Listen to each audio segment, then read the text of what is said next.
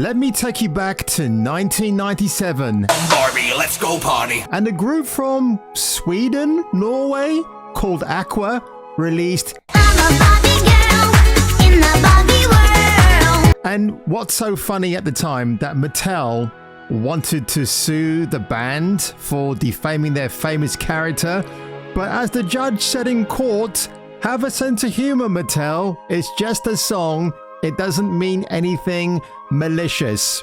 And here we are in 2023, and I am talking to you about the Barbie movie, which I saw today from the comfort of my own armchair.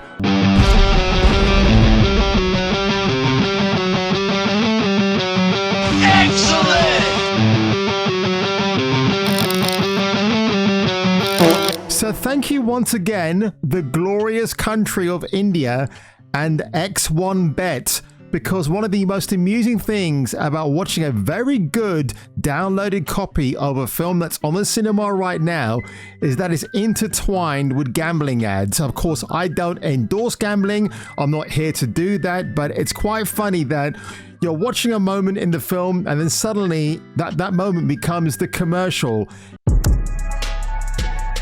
Hey भाई, मुझे बस एक ही चीज याद है कि It's very manipulative, it's very clever.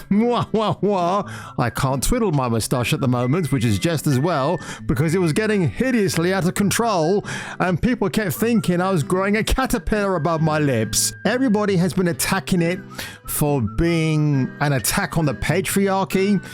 And I needed to go into this with an open mind because I've seen some fellow content creators who have had a different opinion. Now, I haven't watched their videos, so I want to say one thing off the bat. This is my own independent video about Barbie, and I'm going to give it to you straight because look, I saw Oppenheimer, which I'll also mention again in this video, and I came away very underwhelmed. Did not like that experience at all. It is kind of putting me off Christopher Nolan now because there used to be that phrase, in Nolan we trust, and I don't think I can trust him anymore as a filmmaker. So Barbie, okay, did it bash me over the head with his patriarchal hammer? Not really. I would say the first hour of this film is absolutely hilarious. Most of the jokes do land. I think Margot Robbie, if there is one message that you come away with, if you're a young girl or you're a young or middle-aged woman, if you come away with something that's very positive and empowering about the female, is that Margot Robbie just looks very healthy in the movie. I mean, she's got nice thick thighs. She's got a very pleasing cleavage. She just looks good. She's got glowing skin. And that should be something that women growing up should be looking at. It's not about, hey girls, I've got liposuction, I'm getting this done, I'm getting that taken away. No, it's just about how you look naturally as a woman.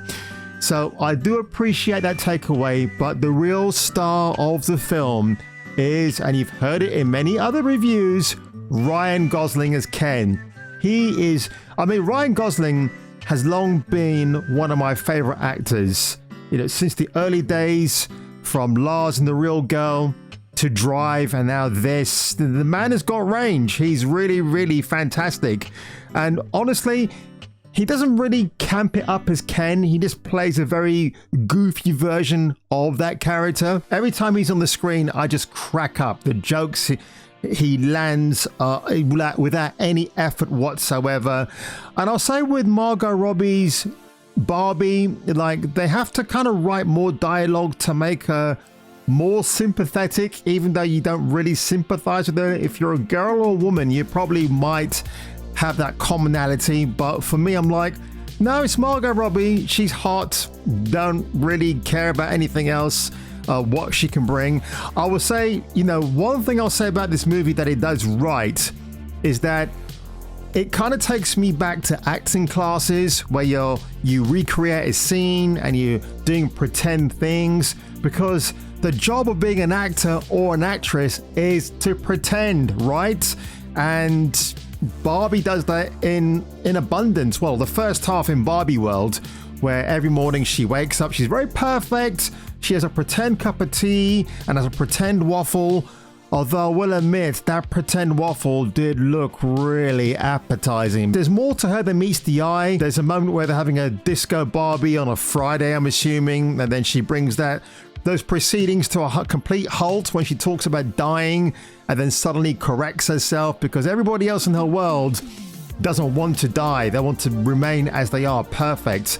Until that is, she meets weird Barbie, played by the equally hideously untalented Kate McKinnon, and of course they refer to her as ugly and weird in the film, which is a true depiction. It's the most accurate description you'll get for that actress. Wake up. Hey. I'm like you now, ugly and unwanted. Thanks. And this now takes her into the real world of California, because I guess that's where Barbie was conceived, by Ruth Handler, her actual creator. But tagging along for the ride is our intrepid Ken. And this, for me, is where the film did actually speak to me as a man.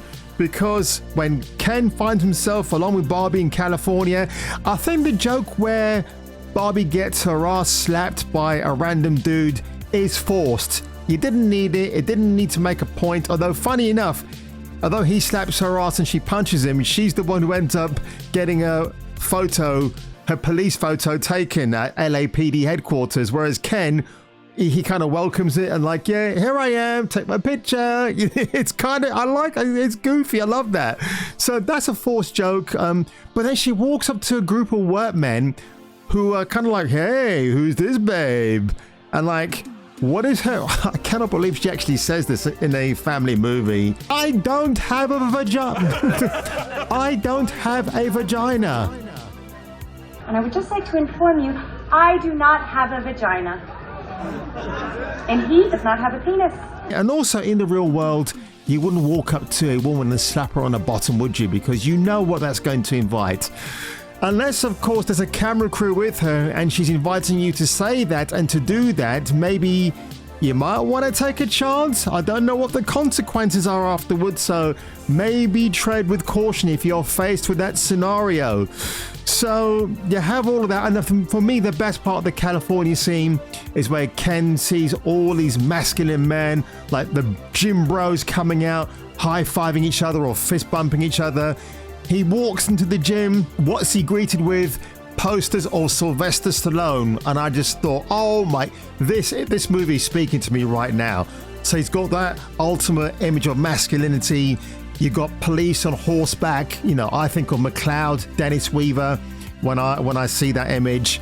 And you know, like he goes away with a newfound basis about what the patriarchy is. He goes back to Barbie land, but he turns it into Ken land, which is hilarious. Clearly not doing patriarchy very well. No, no, We're doing it well. Yeah, we just hide it better. After this point in time, you know, when you find out why Barbie is in California, to find the woman who originally owned her, why, which is the reason why she's becoming the way she is, because this woman's thoughts has transgressed into her thoughts, and she has to come and fix that. So this point in the film kind of not drags. It just kind of slows things down a little bit, because up to this point, Ken finding out who he is and going back and you know the whole rest, the whole shebang. That part is pretty funny, but yeah. The teenage daughter's insufferable, you know, and the mother is played by America Ferrera, aka Ugly Betty. So those two have a bit of a fragmented relationship. What's actually really funny for me as well, that the entire board of Mattel is made up of about 95% men, headed by Will Ferrell. And you have got some diverse men in there, as in you've got a couple of black, well, actually only one black dude, which is fine, doesn't matter. I don't care about that. You know, you got to have the representation, right? And America Ferrera is the other missing member of the board, but for some reason she's not sat there. She's kind of away from that because she's on this journey with Barbie. And, you know, I'm going to say this much, right? If you had to put me in front of Barbie and Oppenheimer, which one would I prefer to watch? Barbie, easily. The reason why I say that, Oppenheimer bored me stiff. And I have to agree with the review that I saw for Oppenheimer, which is like when you saw Florence Pugh's boobies out in full force, it strangely felt out of place in a film that's about Oppenheimer and the atomic bomb. I actually have to agree with that comment because it did feel out of place. Because was it there to liven up the proceedings? I don't know. But Christopher Nolan has put me off from watching long form content now. I don't want to watch long films anymore unless it's something like Once Upon a Time in America or The Good, the Bad and the Ugly, for me the best Western ever made, or maybe the first two Godfather films. You know, I can sit through them because they're not boring, they're engaging, but Oppenheimer disengaged me. Would I watch Barbie or would I watch The Last of Us from HBO? Oh, Barbie again, because The Last of Us as HBO was an absolute diatribe of a series, taking the gay character Bill from the video games, but giving him an entire episode where we can see him being gay for an hour. I didn't need that. Did Barbie force any gay messaging in this film? No, you kind of get a couple of cheeky hints about it, but they quickly come and go. Trans Barbie, yeah, you see him for maybe 4 or 5 moments in the film. He kind of stands out as being not a real woman. Did it bother me? No. Did you need to shove that in? No. I don't think Mattel as a company were very pleased about that either because it goes against the ethos of what Barbie and Ken actually are. Fine. Dua Lipa apparently is in the film. I didn't even know it was her. Yeah, you've got all the diverse Barbies.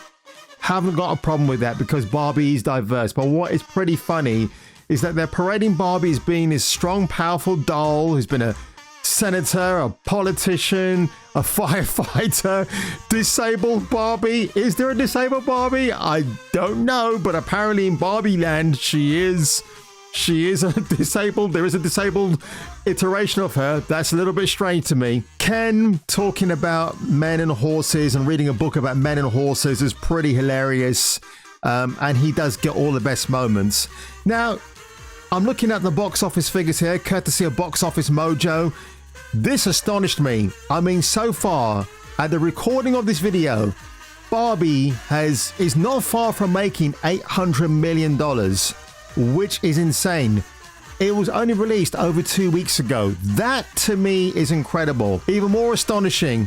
I mean, look, you've heard the meme Barbenheimer.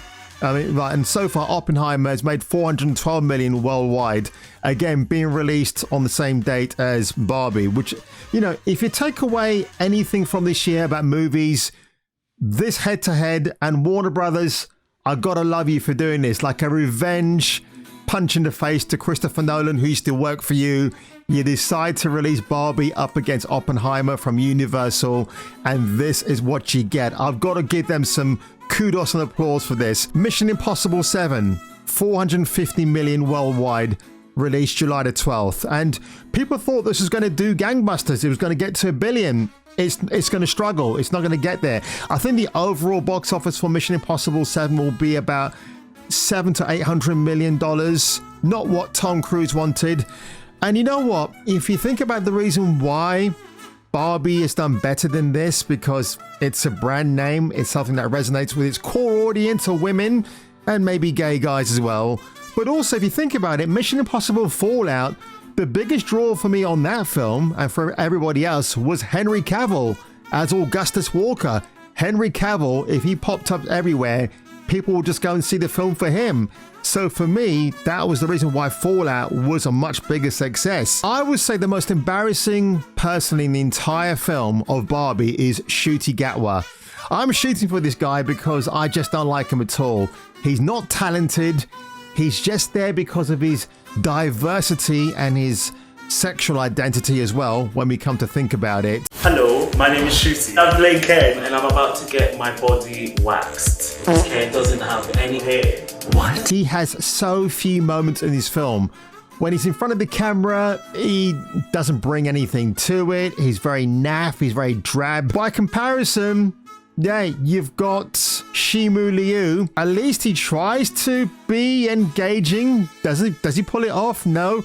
And speaking of pulling it off, oh yeah, that joke where you beat each other off, which in fact is beach each other off, because Ken is a pretty terrible surfer. Nobody's gonna beach anyone off. And it's a very good double entendre, so kudos to the writers. I will say the reason why Greta Gerwig directed this film is because she needs the money to make her own independent movies. It's a smart move. It's what John Malkovich did as well, because he appeared in things like Con Air, so all the money he gets from that movie, he can go and fund his own little indie project. So that's a clever and very savvy move. I do applaud that. And whatever Greta Gerwig does afterwards with the Narnia Chronicles, I don't know. She might be told to toe the line a little bit. But the ultimate message of Barbie, all about feminism, did it work? Not really, because at the end of the movie, Barbie goes back to California to see a gynecologist to get a vagina, because of course that's what she has to do.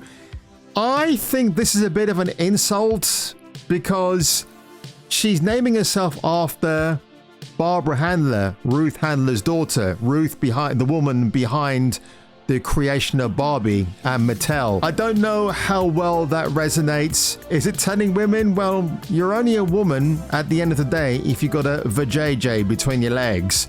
So to me, I'm not quite sure if that messaging is ham-fisted or I've completely misunderstood that as a man. So hey, ladies, if you see this video and you want to put me in my place, by all means, you go ahead and do that. But Barbie, in a Barbie world, singing a Barbie song, did I enjoy it? Yeah, it didn't really bash me over the head with the patriarchal Barbie hammer. It was actually a little bit less ham-fisted than I thought. And it did, I guess it did confirm to me why people have gone to the cinema to watch this. I think the first half is great. Visually it's pleasing. Even in California, there's some really nice bits I liked about it. I know people say California is definitely not what it is now, which is why a lot of people have left there and have gone to Texas. I don't live in California.